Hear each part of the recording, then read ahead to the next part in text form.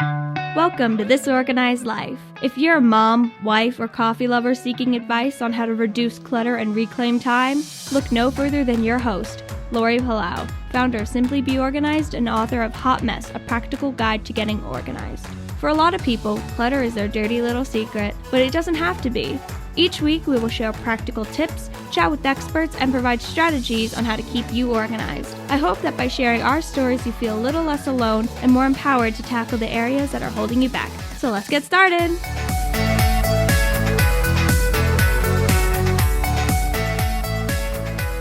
Hi, everybody, and welcome to today's episode of This Organized Life podcast. I am your host, Lori Palau, and if you are listening to this in real time, it is October, and October, among other things, happens to be Down Syndrome Awareness Month. And as you know, we are all about inclusion and bringing awareness to all kinds of people in this world. And so my guest today, in addition to being a professional organizer and us showcasing her in our Spotlight series, she's also a mom of two amazing kids, and her daughter, Casey, is a wonderful human being with Down syndrome. And so I invited Angela to come on to talk a little bit about her story, becoming a professional organizer.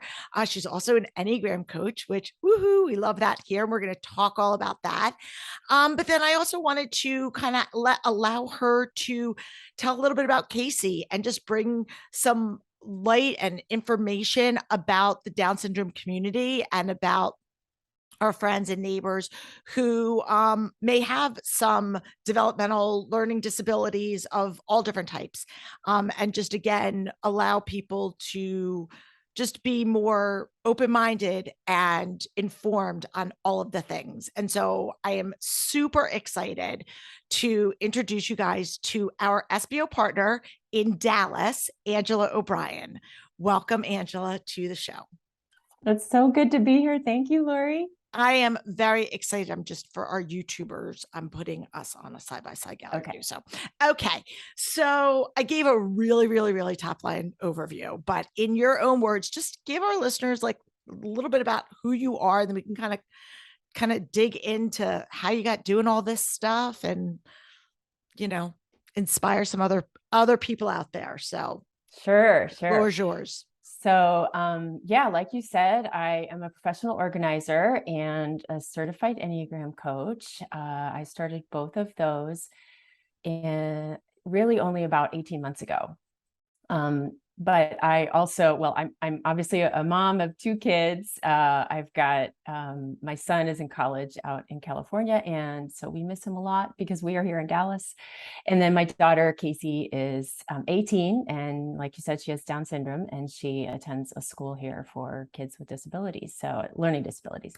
Before that, I was a stay-at-home mom for 18 years. I was very involved in the Down syndrome community. I really threw myself into becoming an advocate for her. And so that was kind of my identity for a long time. And I will say that the Enneagram, which I discovered in 2015, was really kind of the tool that sparked the journey that I took to become a professional organizer and to figure out that that is what I wanted to do. So I definitely am grateful for the Enneagram and for what it has done to my life. And that is partly why I became certified, because I just want to learn as much as I can about it and share it with people. And That's awesome. That's me in a nutshell. And obviously the folks that have been with us for a while know all about the Enneagram because it's something that I talk about quite a bit. I have incorporated that framework into the work that we do here.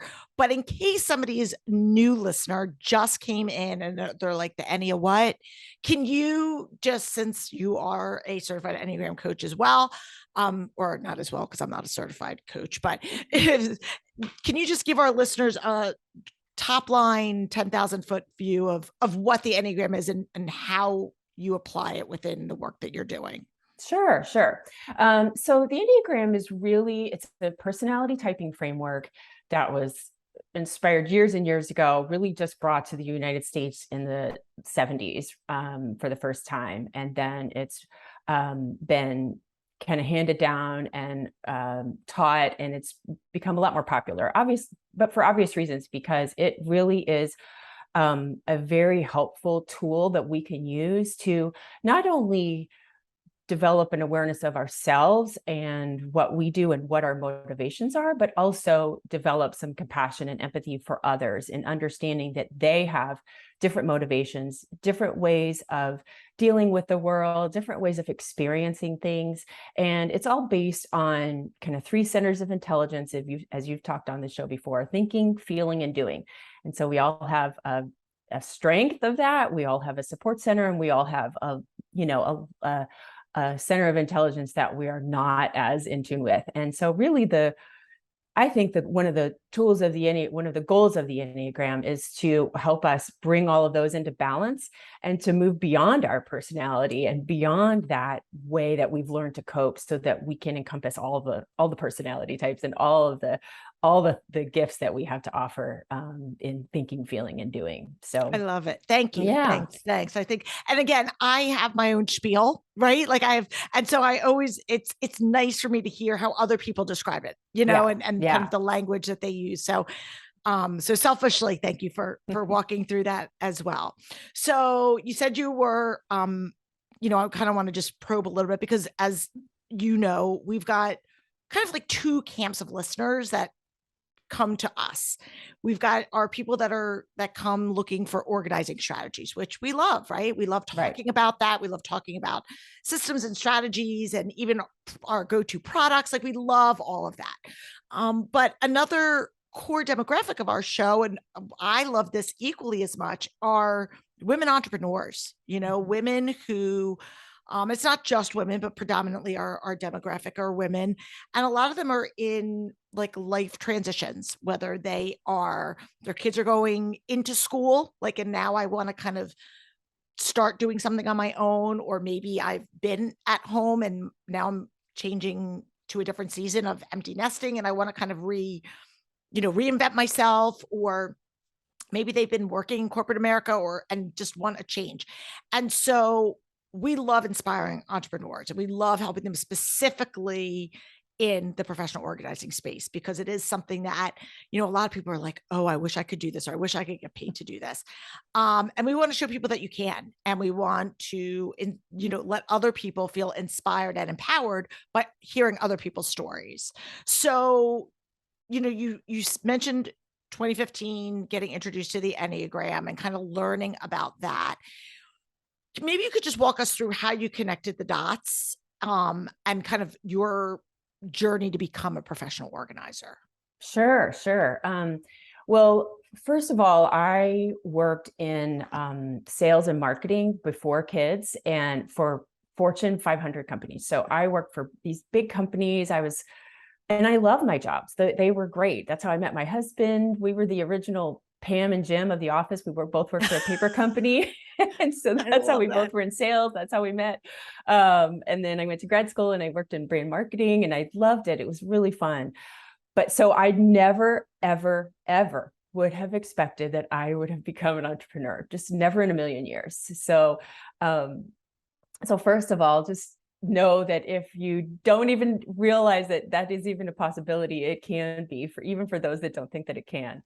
But then when my daughter was born with Down syndrome, I just switched gears. I just became focused on how do I help her, because I truly was completely unfamiliar with the special needs community and how to advocate for her, how to take care of her. I just had no idea. I was very clueless.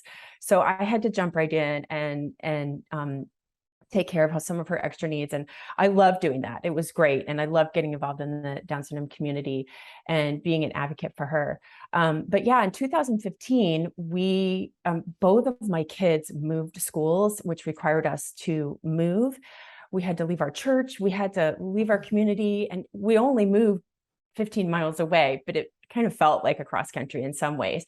And I honestly we just had so much going on and a lot of change. And I was feeling pretty overwhelmed and kind of lost, honestly. It was one of those midlife crisis things. It was like I was all of a sudden looking ahead at my son, who was going to be going off to college, and my daughter, who is now switching schools where she could go there until she's 22. And I'm like, okay, what's going to happen to me now, as they get older? Yeah. And so a friend actually introduced me to the Enneagram, and it was like a lightning bolt when I realized that I was a 9. And one of the big things that hit me pretty hard was the fact that I was, as I'm a 9 in Enneagram speak. Yeah, I was going to say, can you just like yes, let people know what that that's is right. again for the people that Absolutely. Yeah, I'm a 9, and 9s, we have a lot of great qualities. We can see both sides to different scenarios and situations, and I've always been able to do that. But the flip side of that is that we tend to have trouble making decisions or coming down and making a call about things. We also are not as in tune to our own wants and needs and desires. And I think I had thrown myself so much into taking care of Casey and my son that I kind of I lost myself a little bit. And I had this discontent. I had this uneasy feeling that I didn't even have the language for until I discovered the Enneagram. But I had this longing for something that it turns out it was beyond just being the mom of someone with Down syndrome and the mom of a son. And so the Enneagram kind of really lit a fire under me to say, oh, I need to work on this. I need to work on myself and develop a greater awareness of myself. And so that started my journey. And it took about 5 or 6 years of me really trying to think about what I like, what I want to do, because I like to do a lot of things. And I always felt like I was kind of the jack of all trades, master of none. Like I could do a little bit of this and a little bit of that. And I really enjoyed this and I really enjoyed that. And there was never one thing where I was like, oh, I love that, But I have always loved organizing. I have always used organizing as my 9s. We can kind of numb out sometimes. We're always busy, but sometimes we are doing things that aren't necessarily the most productive, that are going toward our goals. And organizing was one of those things that I would do to numb out. And so I've even had, over the years, I've had people say, oh, you should be a professional organizer. And I always thought that was so cool, but I just never even thought that I could do that with my needs of my kids. And so it just took me a while, and luckily my husband's super supportive, and he would just, I would be kind of flustered and trying to figure out and feeling kind of lost. And he was like, just think about, what do you like to do? Try something. And if it doesn't work out, then, you move on. And so, I literally was visiting a friend's house, and we were hanging out, and I just wanted to organize her pantry. It wasn't messy or anything. I wanted to do that more than go out and do stuff. And that was when it dawned on me. I'm like, oh, well, maybe this is something that I could do. And so I came home and I asked a friend if I could organize a space in her home. And I we did that, and she loved it. She hired me to do another space. She talked about me on Facebook, and then I started getting referrals, and that was that. And then in the meantime, I had been talking so much about the Enneagram to some of my friends and people around me that I had someone he's the CEO of a company, and he asked me to present at his all company meeting. And he is a 3. And for those of you that don't know about 3s are the achiever, the successful, they are focused on, they're the go-getters, and they can go and do. And he was just pushing me. And as a 9, I'm like, I'm not qualified to do that. I don't think I could do that.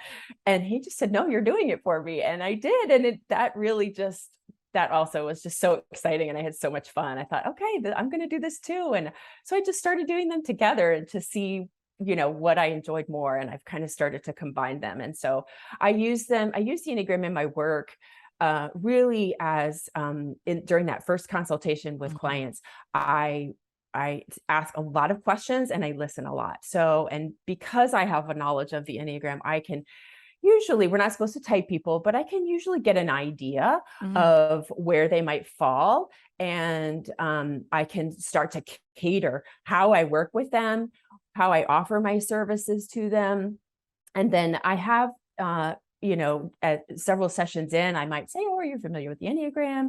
And a lot of them are actually, and will tell me what their number is. And so that has been really helpful. I had a wonderful client last year that she was a 2, and we organized her entire house. And after the kitchen, which was her most stressful pain point, I said, I want to work on your closet because I want something for you. You do you have 4 kids, you have a husband with a business that you help, you have your own job.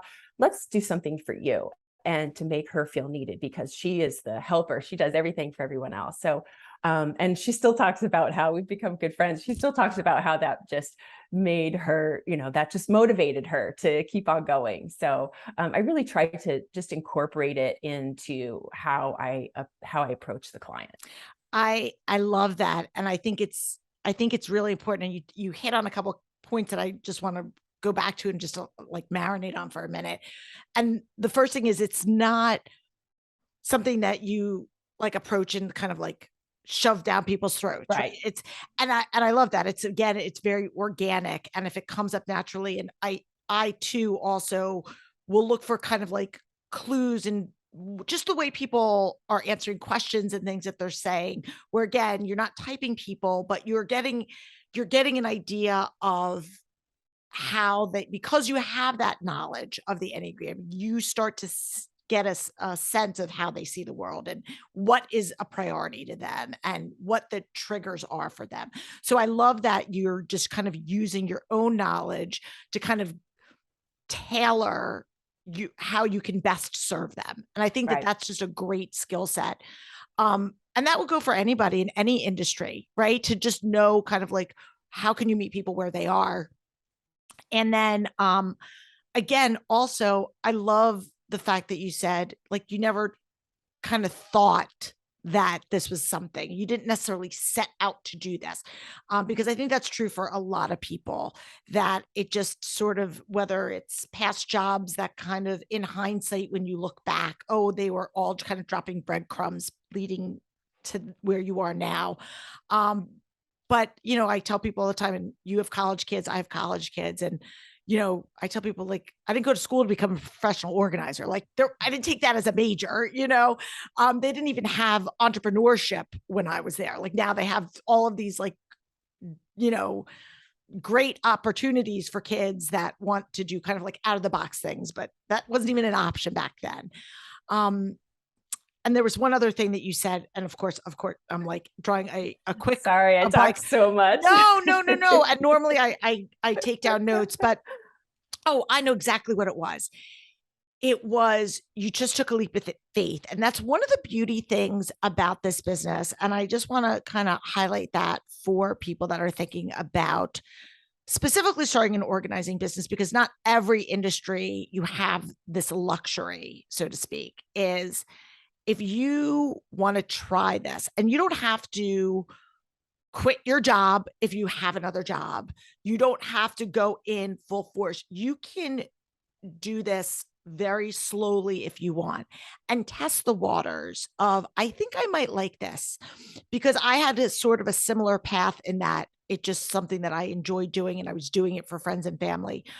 But organizing for other people is a different, it's different than organizing for your own stuff. And so try it. If somebody's out there that's listening right now and is like, I need all these things, I need a website, I need this whole thing, and blah, blah. Yeah. Yes, you do at some point, if you're going to legitimize your business, but just get some social proofs, just start building that muscle, just start making sure this is something that I think I want to do. And testing the waters with like your friends and family, even if you're doing it for free, just saying, listen, I'm thinking about starting this business. Can I just organize and I did this, can I just organize your pantry, do some before and after pictures, and then, give me a testimonial, or like you said, your friend put it out on Facebook, and just start to see, is this something I want to do? And that's the beauty of this business, is that you don't have to, there isn't a lot of investment up front. You don't need to stock a ton of inventory. You don't need to do these things. So if this is something that you're like, I think I might want to do this, you can do it. And just like the speaking, if speaking is something that you enjoy and that you're good at, that's why we have the Clutter Clinic series. There are ways that you can get out there and just start testing the waters. And so I love hearing your origin story, because I think it's not only cool to hear your story, but it also will, hopefully somebody's out there listening and will be inspired to go, oh, I think I can do that too. Absolutely. Yeah. I did not get my website going until this past July. Wow. Yeah. So I just got started, and then I got so busy I didn't have time, and then I got to take some time off the end of this summer, and I really, was like, okay. And it really, honestly, that year allowed me to refine and really think about what are my favorite types of clients in terms of what I bring to the table and how I can benefit them. And that helped me bring in and hone that message that I want to portray to everyone. So I love honestly, that. taking some time to go out in and just do some work, just go and make the lemonade and sell it. And then you can figure out where your niche is, and then you can figure out where you shine and what you really want to do. It's like when you move into a house, and I tell people you don't have to like decorate everything right, it's the second you move in. Live in your space, right? Live in your space and figure out, what do I like? What works here? What doesn't work here? What would you want to move? Because I guarantee you 6 months down the road, you're going to find the things that were like, well, this is annoying over here. And I wish I had done that. And so giving yourself the opportunity to just, like you said, figure out what are the types of clients I really like to see? What do I want my website to reflect who I am? And all of that comes with experience, right? Everything's great on paper, Exactly. but it really is experience.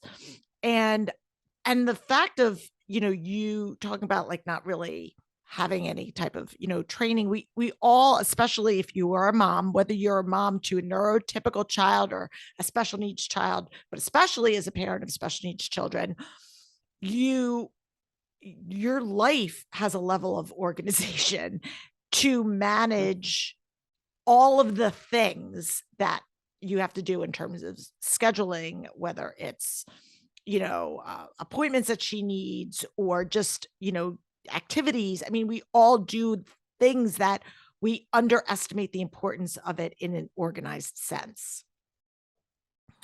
Absolutely. And I didn't even realize that, right? Until other people were like, oh, I never thought of that. And I'm like, oh, okay.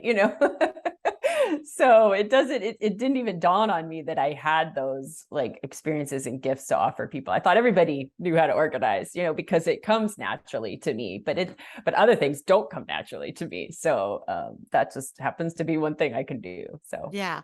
I'd love to kind of just switch gears a little bit and talk about Casey. Because she's 18. She's adorable. If you guys, you have to look, we have a picture of Angela's beautiful family on our website and on social media. So you'll have to go and check it out. Excuse me. But maybe just talk a little bit about Down syndrome in general, just to educate people.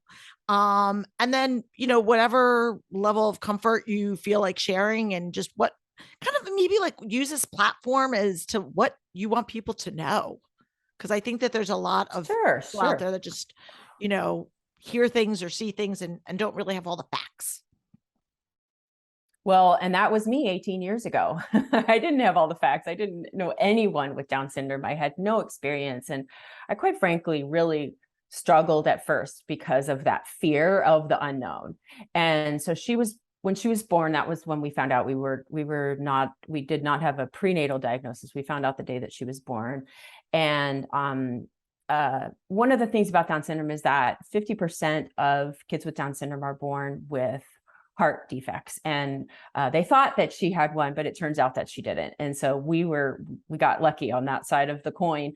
But she has several friends who have had multiple heart surgeries, and that's one of the things that people with Down syndrome have to deal with. They do have some other they tend to have some other medical situations like thyroid, some hearing issues, things like that, speech delays. But for the most part, I think the thing that I wished I had known when Casey was born was that she is going to develop. She is going to be an amazing part of our family, and she's going to have her own personality, and she's going to do things her way.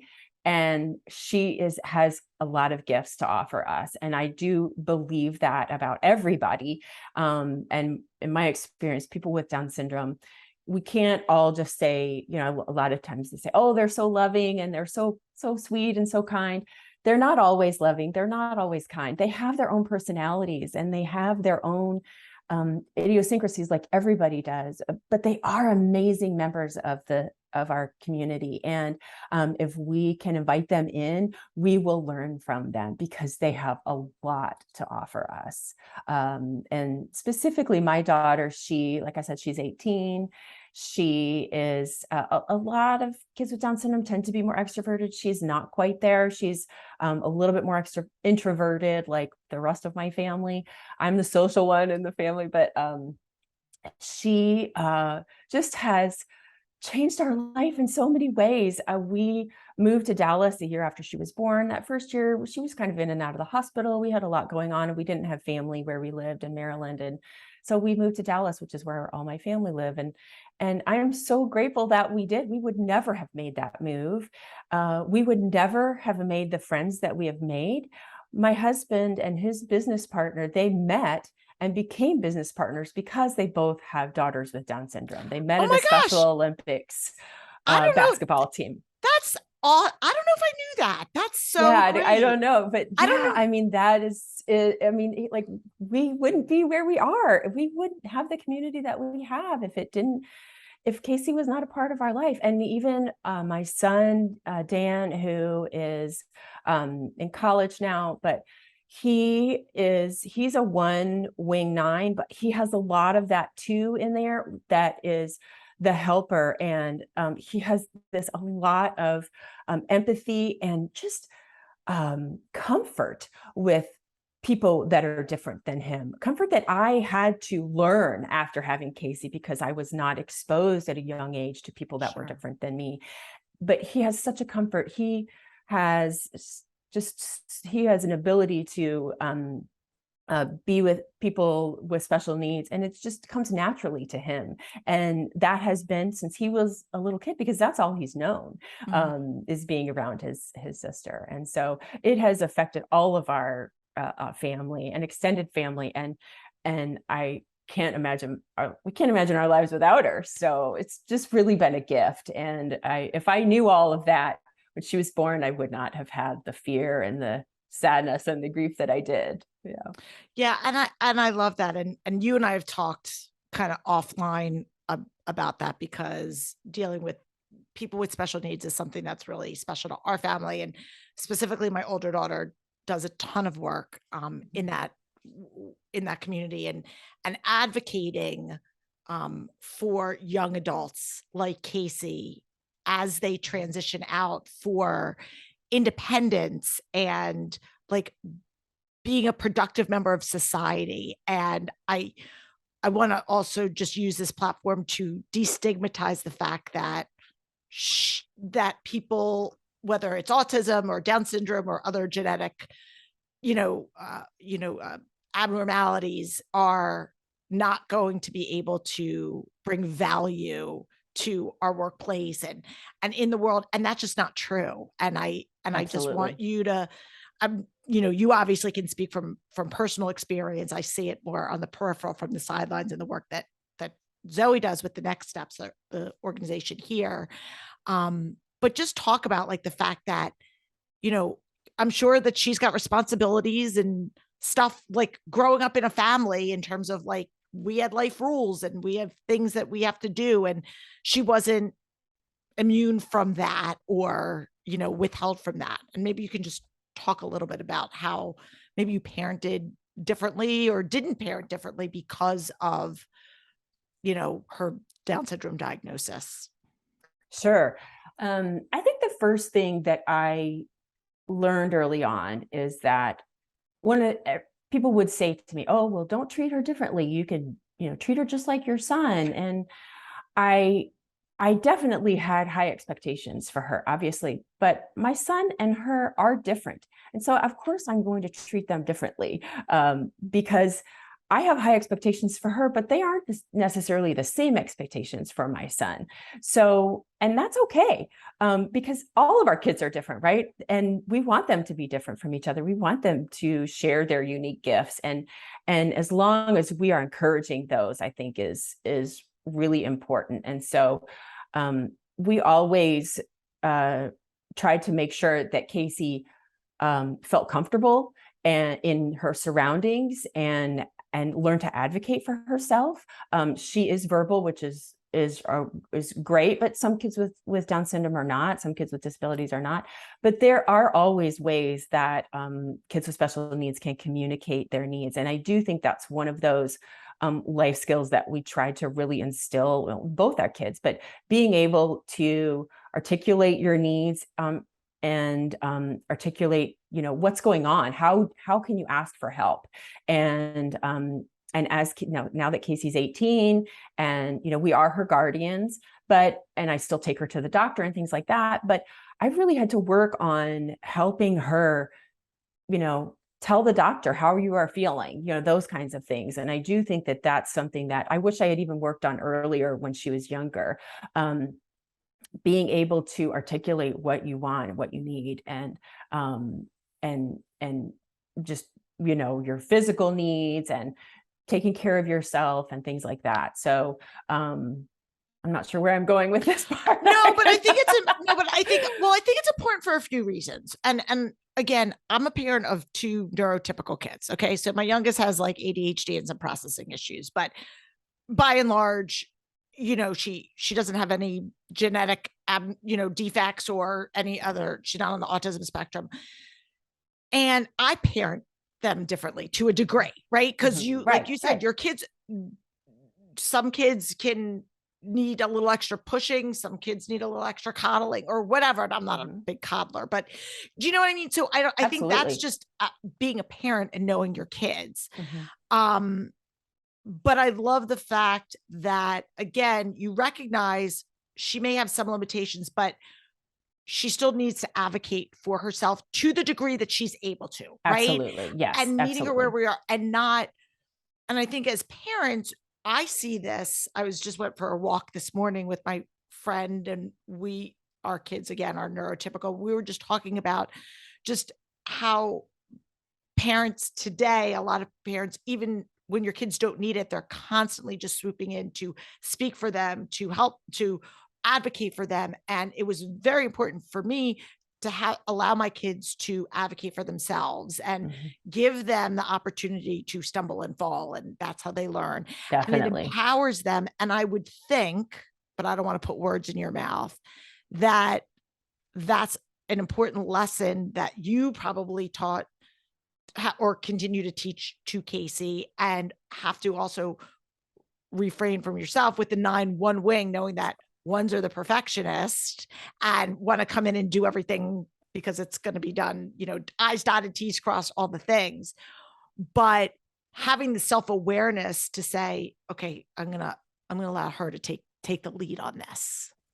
I have really had to work on that this past year, really, because I will say in the springtime, she can be a typical 18-year-old daughter, and we can butt heads. And I think a lot of that is because she wants to be more independent than she is.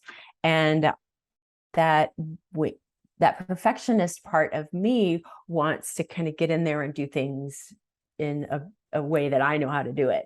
And so I have really had to pull back and work on that myself, and giving her options with support. And so that allows her to make choices and to be more independent and to feel that independence. And that honestly has really helped our relationship, to be totally frank. And the other opportunity that we had this summer was to send her to a living community for people with intellectual disabilities. It's 18 and up, but they offer camps for those that are just kind of thinking about potentially living there. And she had the opportunity to attend a camp there, and they really work on life skills and being independent.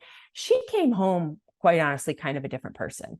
And she had so much more confidence. And I really started letting that rope out a lot more and giving her a lot more independence. And then coincidentally, she moved up in her school to what they call the vocational group, where she has a job every morning that they take her to. She works at a taco shop on Monday, Wednesdays, and Fridays, and she loves it. And then she goes to the YMCA on Tuesdays and Thursdays. And the confidence in her has just exploded. And we're so fortunate to have the opportunity to go to a school that does this and has these connections in the community that that encourage this. And she loves for us to go to this taco place so that we can see my who she gosh. works with. She's just, it's instilled so much confidence. So we really need to give them some of that rope, but just bring in support as needed. Like sometimes she needs extra time to transition to things. We do a calendar in her room. We've had this dry erase board for probably 10 years. She's very calendar focused. She really wants to know what's ahead.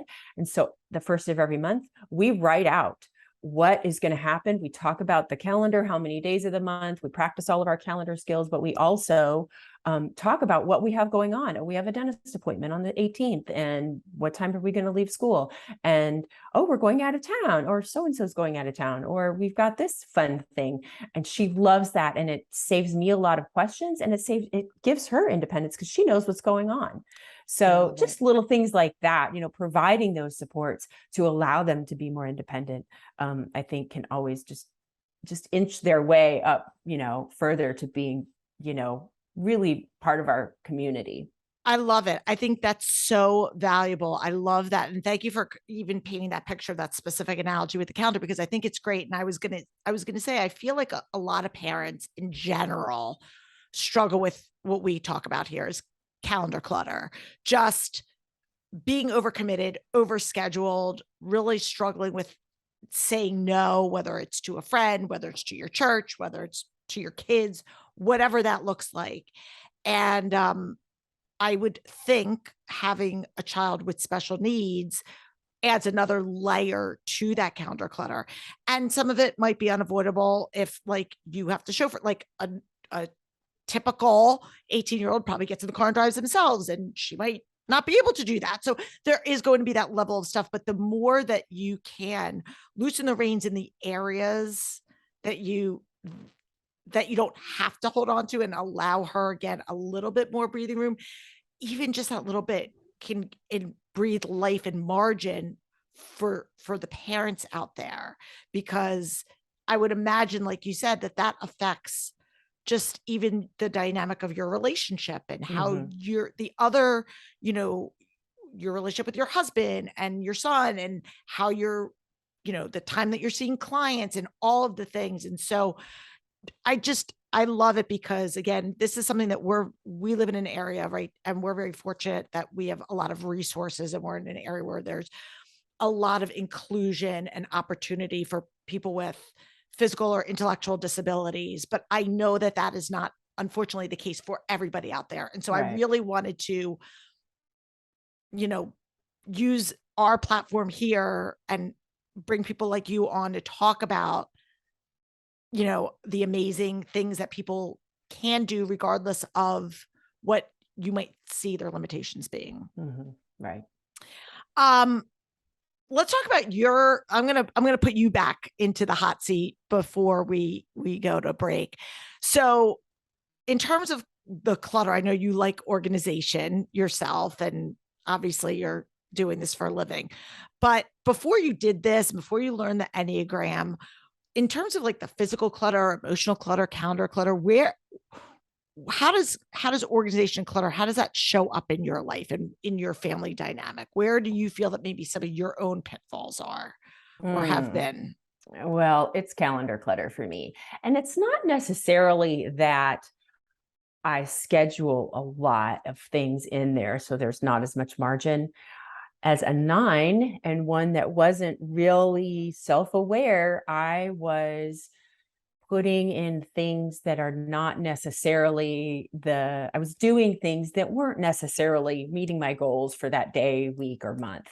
And I would all of a sudden find a linen closet that, oh, I think this needs to be organized right now, when I should have been doing something else.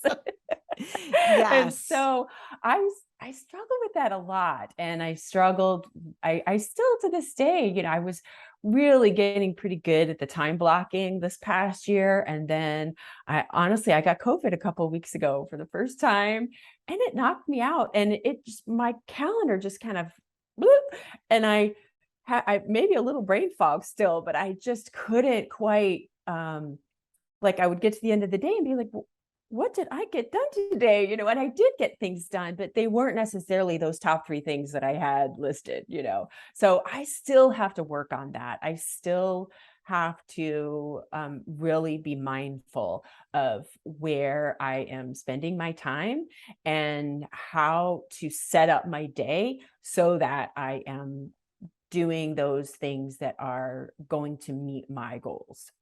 That's so valuable. And I think it's so true because again, I have a daughter who's a 9. And I know that a lot of times because, 9s struggle with intuitively prioritizing things, everything kind of because of that beautiful gift of being able to see all sides to things. The flip side to that is where do we start? Where do we start? And so I like the fact even that it does, and the awareness of knowing, hey, I have to work that muscle. I have to sit down. I have to look at my calendar. I have to look at the things. I have to prioritize and say, what are the tasks? What are the things that need to get done that are the top 3? What do those look like? And so that is something that I think is important for anyone listening out there, whether you know your Enneagram type or not. But if this is something that you struggle with, of like, I start something and starting and stopping, that's a big thing for people too, is you start one thing and then all of a sudden you move to something else and you get distracted. And that can happen to any Enneagram type. And I think, but going back to just saying, I'm going to prioritize this. This is what's important. And again, differentiating, and I talk about this in my book, differentiating the busy from the productive, because so many of us, I think we can all raise our hands and say we're busy, right? But how much of that busyness is necessary, and how much of, what is really moving that needle in whatever way that is, whether that's at home, whether that's at work, whether that's relationally with clutter, whatever it is. And I think that's really, really important. So I love that. All right. So before we take our break, just tell our listeners, where can they find you, especially if they're in the Dallas area and they're looking for any organizing support or want you to come in and talk about clutter, Enneagram, all that stuff. What's the best place for them to go and learn more? Sure. So my website is yourspacereclaimed.net. That's yourspacereclaimed.net. And then I am on Instagram and Facebook at yourspacereclaimed. And I do professional organizing here in Dallas. I can do virtual services, and I also do speaking of organizing and also the Enneagram. I do a little tiny bit of like coaching and typing sessions, but really my strength is really more presenting the Enneagram and just letting people know about it so that they can start learning about it and start developing some self-awareness. So I really do enjoy doing both of those. And if we have somebody listening, I'm just curious again, because I like to learn from other people as well. So if you have somebody that's listening, that's like, I don't know my Enneagram type, what do you recommend to them if they want to try to figure out their type and determine what's your typical course of action? Sure. So, there's obviously all those tests that you can take online. And I do think that they have a tiny bit of value in that they can be a starting point for discussion. But truly, the way to start learning about the Enneagram is to start, you can Google it. There's the Enneagram Institute online. There's also truity.com is another resource that I like to refer people to. And then how I learned about it was Suzanne Stabile and Ian Cron's book, The Road Back to You. That is a great primer for getting started. It's an easy way to read about each of the 9 types. In fact, I would almost suggest that first, and then start thinking about thinking about yourself, developing some self-awareness. Now that you've learned about the different types, what resonates to you most? What are your core motivations? Because that's where the Enneagram really shines. It differentiates between our core motivations. It's not based on behaviors.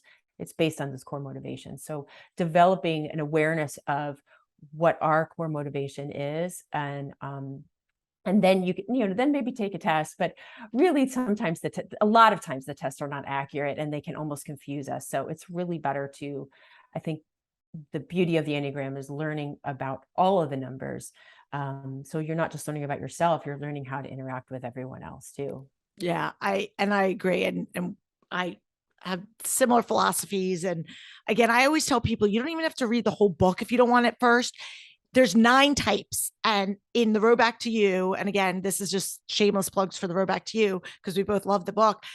There's like a cheat sheet of characteristics of each type. So essentially you're reading 9 pages, and there are some that you're going to immediately say, that is Right. not me.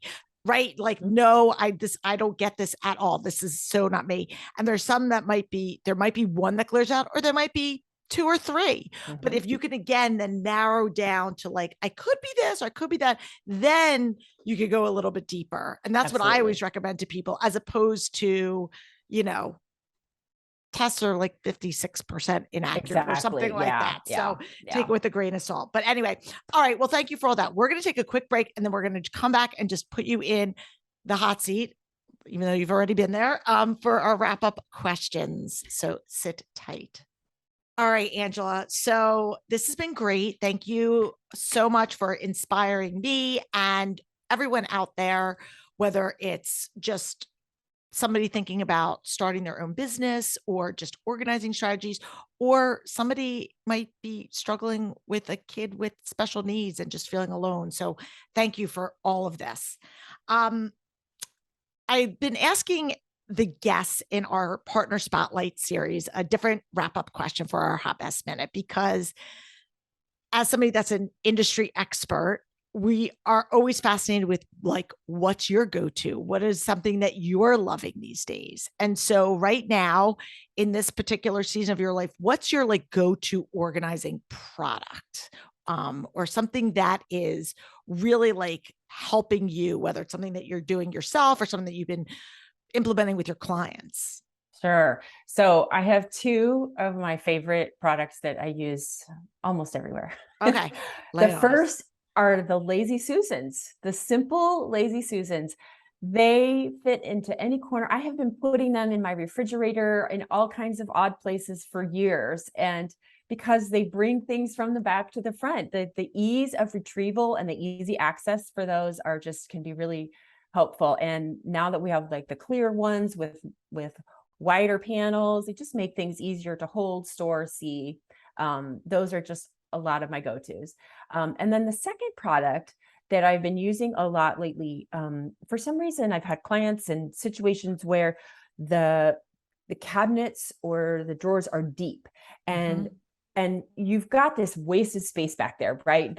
No space can be wasted, but the space back there that is hard to reach.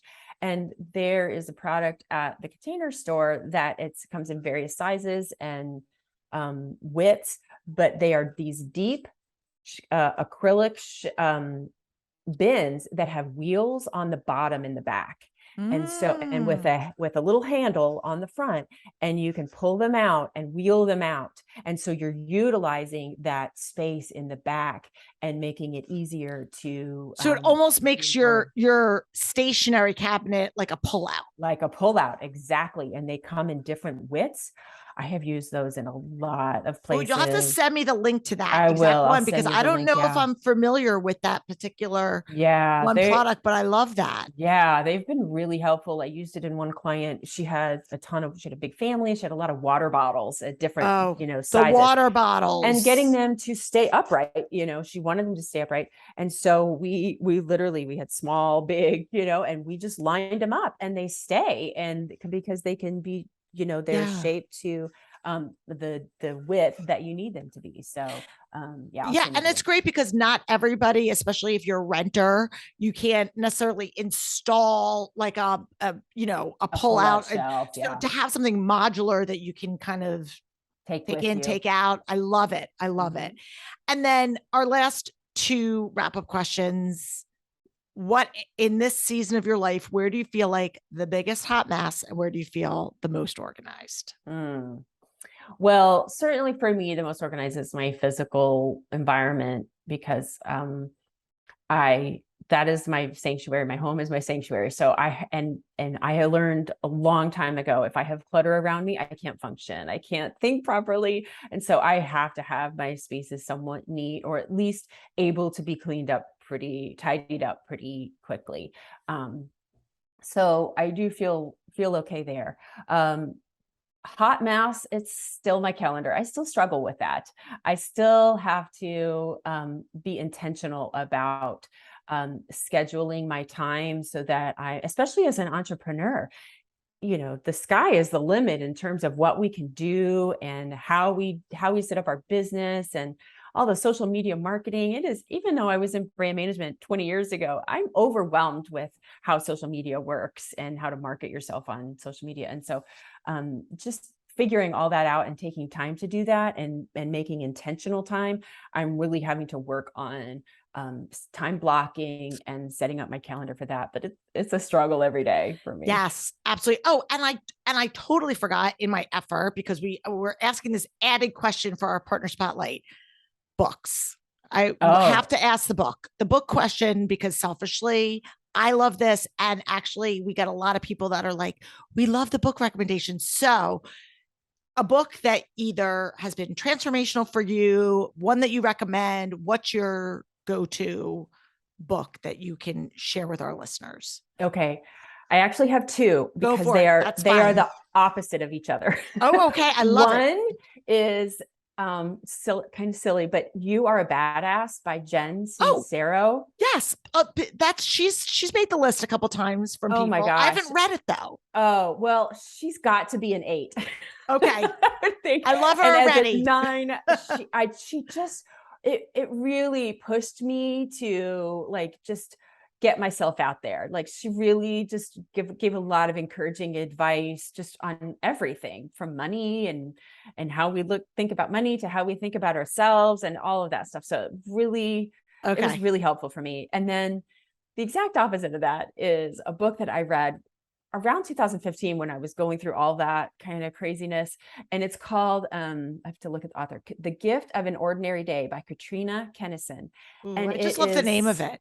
I know it's a mother's memoir. And I think just the whole idea of it was making peace with just inevitable changes in your life. And it came at just the perfect time for me, because in her book, she was going through kind of similar things where she was moving and her kids were growing up. And it's just a wonderful book that is a reminder to enjoy some of those smaller, more mundane things, but that are just as beautiful, as the exciting things. So awesome. Really great book. Really great. I love it. Thank you. Thank you so much for sharing that.